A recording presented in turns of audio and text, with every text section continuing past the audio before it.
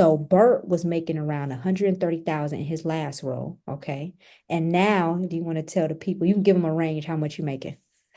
I'm making between 150 and 155K. Hello, everybody. I hope that you are doing well. You all, we have a very special treat, okay? Please wave. His name is Bert. Say hello. Hi. Okay. Hello, hello. So I'll tell you, Bert, me, and Michelle, we all worked together to ensure that he landed a job. Bert is one of our very special testimonials because he is seasoned. He has over 20 years of experience when it comes to local government. Now, a lot of seasoned people within these last couple of months have been reaching out because they're in this transition period. So Bert was making around 130,000 in his last role, okay? And now, do you want to tell the people, you can give them a range how much you're making?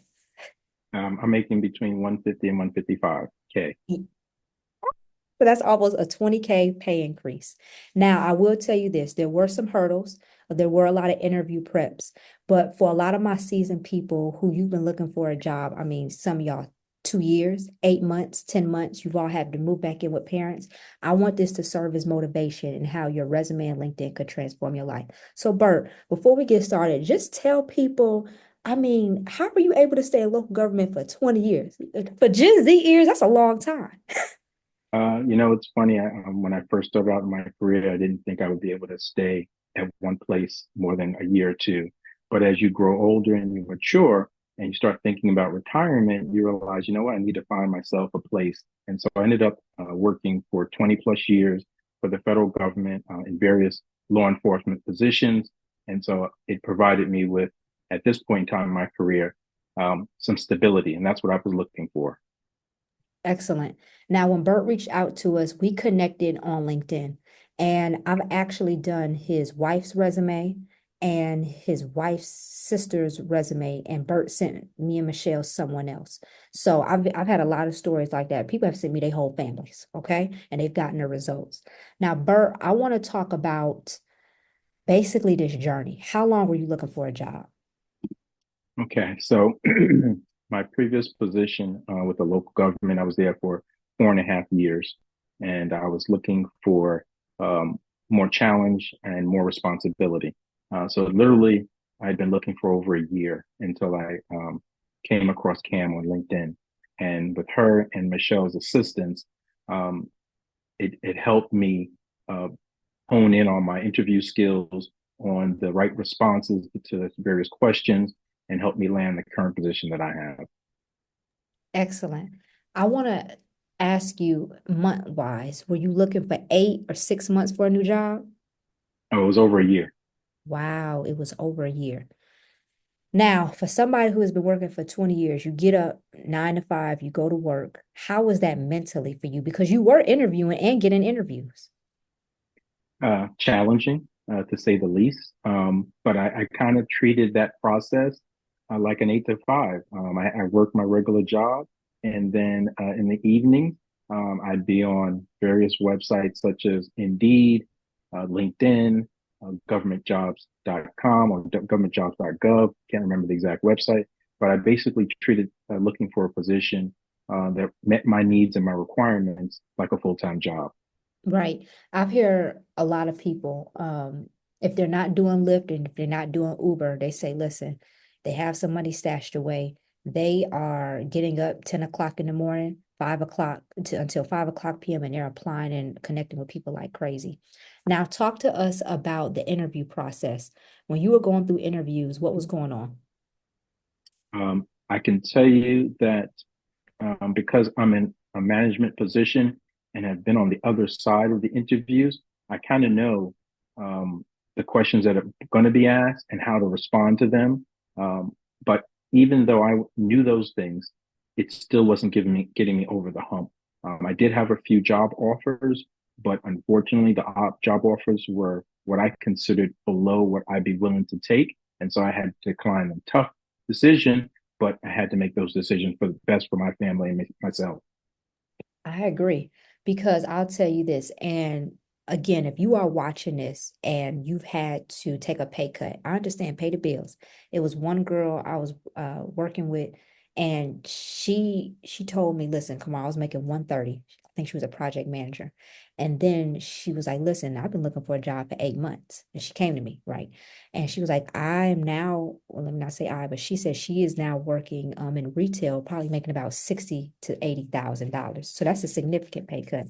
But she also has kids. With that being said, I do know that sometimes when you all are going through these interviews, what recruiters will do, some recruiters, they'll say, well, you're making 80,000 now, and you're trying to go for this job that's 130 or 140. Why should we pay you that? And although you can say, I've been making this before, they always look at your last job. So kudos to you, Bert, on noticing that. I want to ask you about when it came to the different problems. What do you think was the issue on why you probably weren't getting the job offers that you desired? I think one of the reasons was just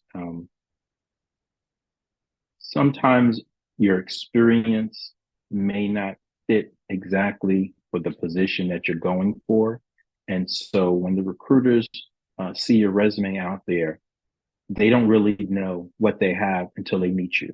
And then when they do talk with you and they see that, oh, this person meets 6 out of the 10 requirements, we can send them forward.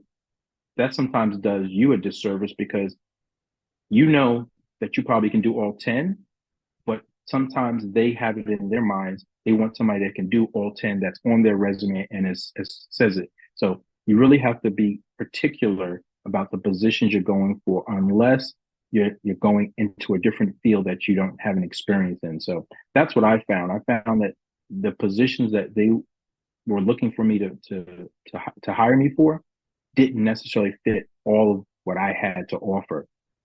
There's some situations where I offered more, but then they wouldn't meet the salary requirement. So it's a double-edged sword.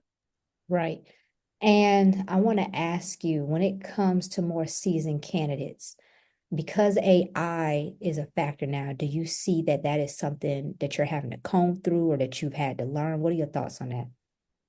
I'm going to give you kudos, Cam, because you helped revamp my resume that I've had it independently screened to get through the AI screening process, and 100% no issues. So I want to thank you for that.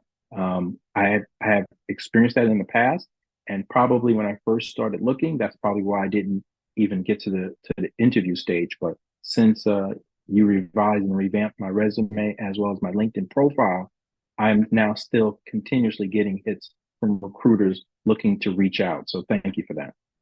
That's what I like. And I'll tell you this because I know that Bert is very comfortable in his role. We're going to talk about that because you went from 133 to, and you said the salary range is almost to like 165. But I want to say, when you still have recruiters reaching out to you, you already have the experience, but you have to understand this is for my entry, mid-level, and senior level candidates. Your LinkedIn is your digital resume. A lot of you all confuse recruiters because you have 3 to 4 different titles, right? And I know you can do 3 to 4 different things. But if I'm looking for a project manager, if I'm looking for somebody who is a data specialist, it's almost like searching in Google. I'm only going to look at probably the top 3 pages on LinkedIn. If you don't come up, then I have to move on. In addition, as a recruiter, to the 40 messages that I get a day. So what we do is that specialized SEO, and we ensure that not only do you rank high, but recruiters are able to reach out to you. So now let's talk about the time when you got your resume to when you got a job offer. What did that look like? So I'd have to say it was a matter of weeks from the time you revamped and revised my resume and my LinkedIn profile to the time I got the interview with my current employer. And the ironic part was I pay for LinkedIn Premium, and so within a couple of days of the email interview request, I got some hits on my profile from people at my current employer looking at my profile. So it was very good for me to have both my resume and my LinkedIn profile match because everything that was there was consistent, and it helped them make decisions on whether or not I would be the right candidate, at least for the first level interview.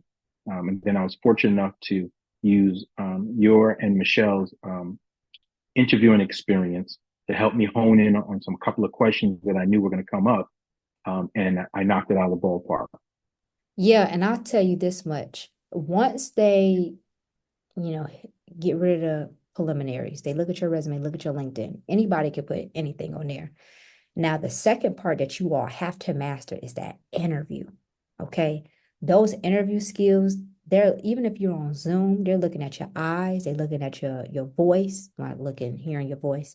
They're also looking, asking a few behavioral questions. So, how did the interview prep from Michelle help you? Uh, that was unbelievable because um, we sat down over a 15-minute Zoom conversation, and she asked me the pointed questions that she anticipated that they would ask me, and had me um, answer it cold based upon what my knowledge and experience is, and then she helped me fine tune it to, to actually make it even a better response than what I had. And so it was to me vitally important to have that interview prep. I can't speak more to that than it just helping me get to this level where I'm at now. So thank you. My last question, well, I'm probably gonna ask two more, but my last question is, what would you say to people to keep them motivated? People are coming to me, they've worked odd jobs, they do Lyft, they do Uber, and they say, listen, they can't do it no more. And they need to get back in their field, but they keep hitting a brick wall, either with no job offers or recruiters just ghosting them. So what encouragement would you give them? Hang in there. That's the best thing I can tell you.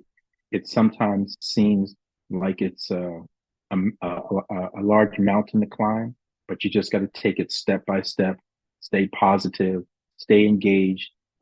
If you need any assistance, I definitely recommend Cam and her team, including Michelle, to help you, and just keep plugging away. It will happen. The right job is out there for you. You just have to be present and stay focused, stay locked in. Like I said, LinkedIn, Indeed, governmentjobs.com or governmentjobs.gov. I'm not sure of the website. Stay locked in and utilize those resources. Excellent. I love that. Yes, stay positive, but also community. I know his wife was very supportive. He also had other people who were sending him job listings. People are here to help. So don't feel like if you've lost your job that, oh my gosh, I can't tell nobody. No, let people know that you are available. And last but not least, what would you say to more seasoned candidates who they're in a transition period? Like they wouldn't, I'm telling you, I've talked to people, they've been at their job for 35 years and they're like, come on, I never would have thought this would happen to me. So what would you say to them to either help them transition or let them know, hey, you can get another job? Well, I guess the one thing I would say, and this is something that I've told my kids, is if what you're doing is not something that you like to do, find out what it is that you do like to do. And if it means getting a certification or going back to school, do it. We're not promised tomorrow. Life is short. And so, no sense in being unhappy. If you have the opportunity to do it, whether it means taking classes at night or maybe getting a part time job in the field that you're interested in to build up that skill set, do it. Find the things that you like to do. And you know what? I think positive things will happen. Those are some of my thoughts. Excellent, excellent. Y'all make sure you connect with Bert. He is on LinkedIn. Now, he already said he got a lot of recruiters contacting him. So if it takes him a day or two to accept your request, that's why. Bert, thank you so much. I'm glad that you love the service and that you also got the results and a pay increase. And we will talk to you later. Have a great one. Thank you for having me. I appreciate it.